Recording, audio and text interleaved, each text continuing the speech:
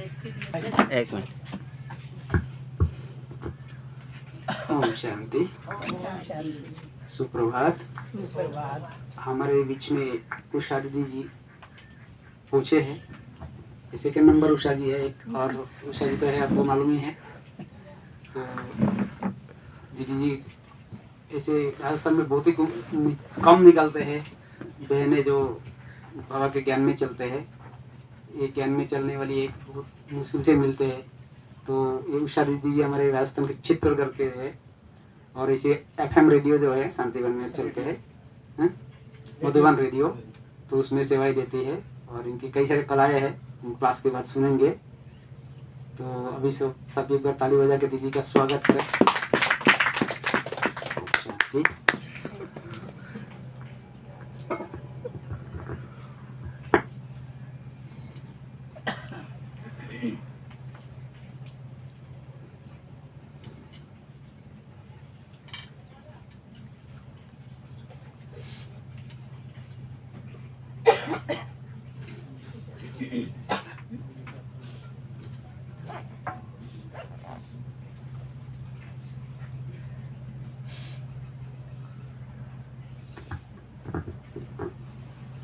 ओम शांति सभी को। Good morning. Good सभी मॉर्निंग। अच्छे हो?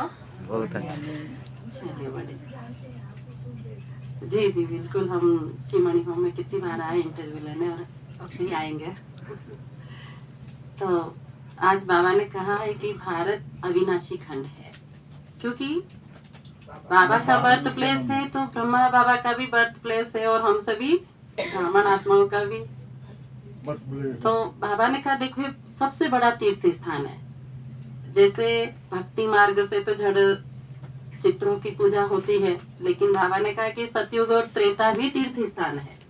तो इनको समझाना है कि सतयुग और त्रेता में चैतन्य देवी देवता है, और भक्ति मार्ग में इनके जड़ चित्रों की पूजा होती है।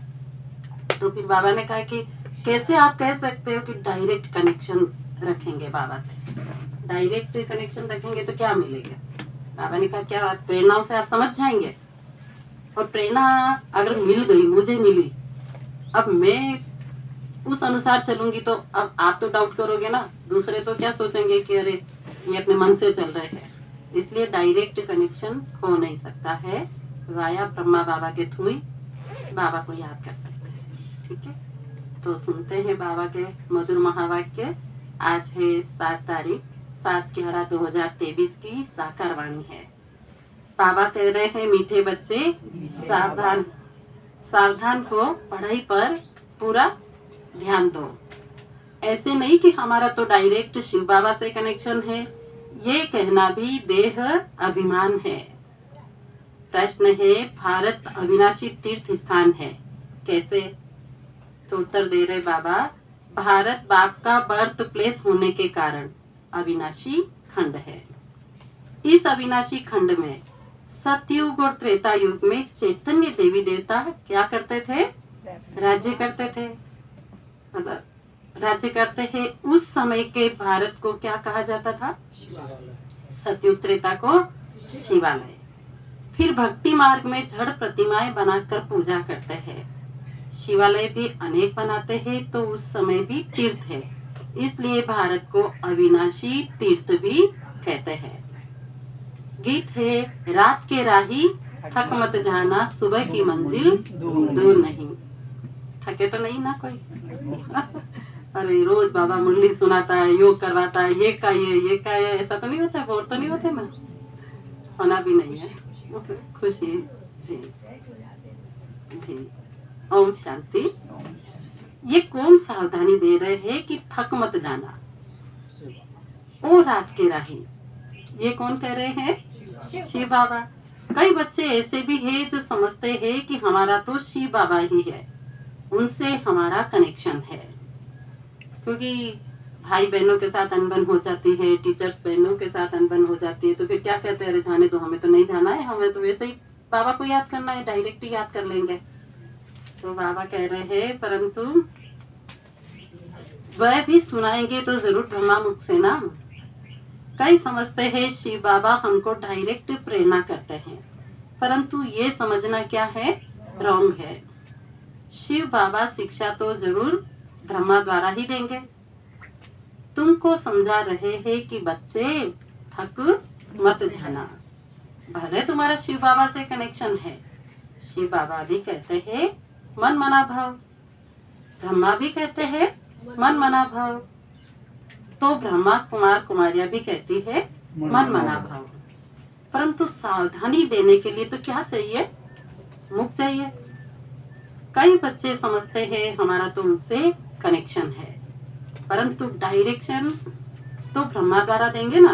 अब बाबा तो निराकार है, वो कैसे देंगे? उनको भी एक इंस्ट्रूमेंट तो चाहिए ना।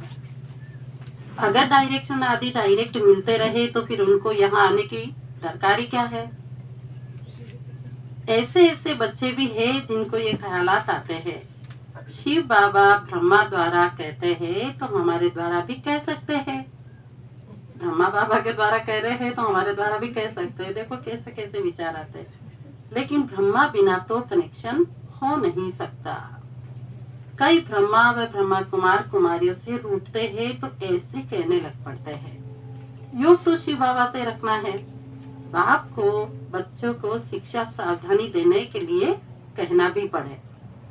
ठीक है, बाबा भले शिक्षा सावधानी देने के लिए कहते हैं, लेकिन ऐसा थोड़े कि हम डायरेक्ट बाबा को याद कर सकेंगे।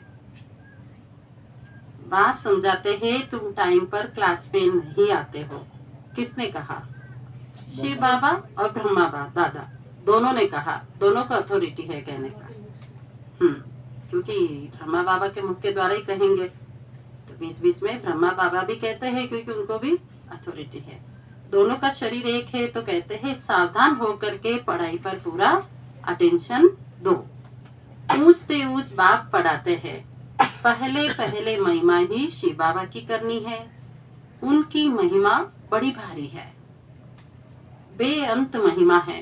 देखो बाबा की तो महिमा करो उतनी कम है। सागर है ना, सागर की महिमा शब्दों में कम पड़ जाती है। इतना हमारे ताकत ही नहीं कि हम इतनी तारीफ उनकी कर सके। उनकी महिमा के बहुत अच्छे अच्छे अक्षर है, परंतु बच्चे कभी कभी भूल जाते हैं। विचार सागर मंथन कर शिव बाबा की पूरी महिमा लिखनी चाहिए।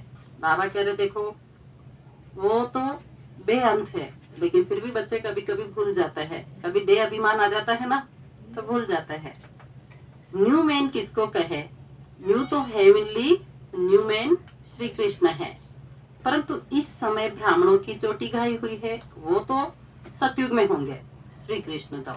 लेकिन अभी की बात है, तो बाबा कह रहे बच्चों को रचा जाता है तो शिक्षा दी जाती है।